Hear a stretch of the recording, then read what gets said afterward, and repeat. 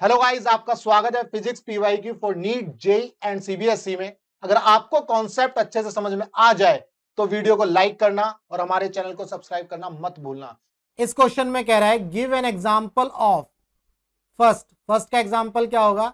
A physical quantity which has a unit but no dimensions.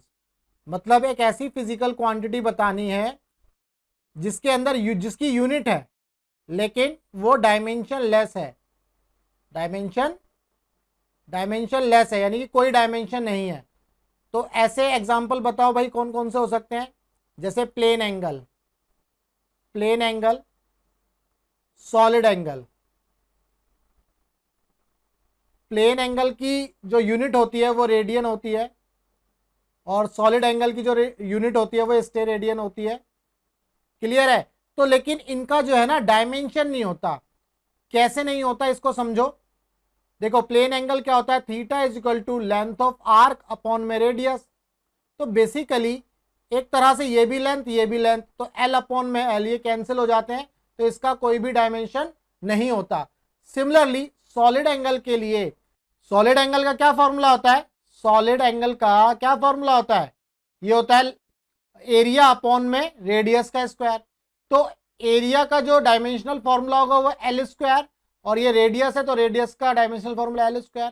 तो ये भी cancel होकर के 1 आ गया। इसका मतलब सॉलिड एंगल का भी कोई डायमेंशनल फॉर्मूला नहीं है, लेकिन इनकी यूनिट होती है, ध्यान रखना, रेडियन और steradian. B, a physical quantity which has neither unit no dimension. ऐसी फिजिकल क्वांटिटी बताओ जिसकी ना तो यूनिट है यानी कि यूनिट लेस है और डायमेंशन लेस है। यूनिट लेस है। कौन कौन सी क्वांटिटी हो सकती है? इस तरह की क्वांटिटी है जैसे स्ट्रेन क्या होता है? चेंज इन लेंथ अपॉन में ओरिजिनल लेंथ। तो देखो, कोई डायमेंशन नहीं होगा, कोई यूनिट नहीं होगी। रिलेटिव डेंसिटी यानी कि डेंसिटी ऑफ मटेरियल अपॉन में डेंसिटी ऑफ स्टैंडर्ड मटेरियल, है ना? जैसे डेंसिटी ऑफ वुड अपॉन में डेंसिटी ऑफ वाटर, इस तरह से हम निकालते हैं। तो ये हो गई रिलेटिव डेंसिटी। इसका भी कोई डायमेंशनल नहीं होगा, ना ही इसकी यूनिट होगी। क्लियर है? Third, a constant which has a unit. एक ऐसा कांस्टेंट जिसकी यूनिट हो। एक ऐसा कांस्टेंट यानी कि कोई फिजिकल क्वांटिटी है, एक कांस्टेंट है जिसकी क्या होगी? यूनिट होगी। कौन सा कांस्टेंट हो सकता है? जैसे ग्रेविटेशनल कांस्टेंट।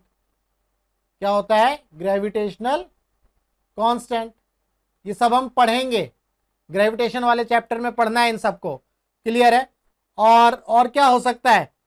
Boltzmann constant. ठीक है, constant which has a unit, एक ऐसा कांस्टेंट जिसकी यूनिट होती है। आगे डी, एक constant which has no unit, एक ऐसा कांस्टेंट जिसकी कोई यूनिट नहीं होती है। कौन कौन से कांस्टेंट हो सकते हैं? जैसे गिनती लिख लो यार, 1 2 3, है ना? इनका कोई यूनिट नहीं होती है, ये तो जस्ट नंबर होते हैं। लेकिन अगर फिजिक्स की बात करें, ये तो एक नंबर है। अगर फिजिक्स की बात करें, फिजिक्स के अंदर भी तो ऐसा कोई कांस्टेंट होगा ना जिसकी कोई यूनिट नहीं होगी। तो जैसे रिनोल्ड्स नंबर, क्या है? रिनोल्ड्स नंबर जो है हम फ्लूइड मैकेनिक्स वाले चैप्टर में पढ़ेंगे। लेकिन यहां इतना समझो, रिनोल्ड्स नंबर एक जस्ट नंबर होता है। जैसे इसकी वैल्यू होती है 6400। अगर रिनोल्ड्स नंबर की वैल्यू 6400 से कम है तो फ्लो जो होता है ना, लैमिनार फ्लो होता है।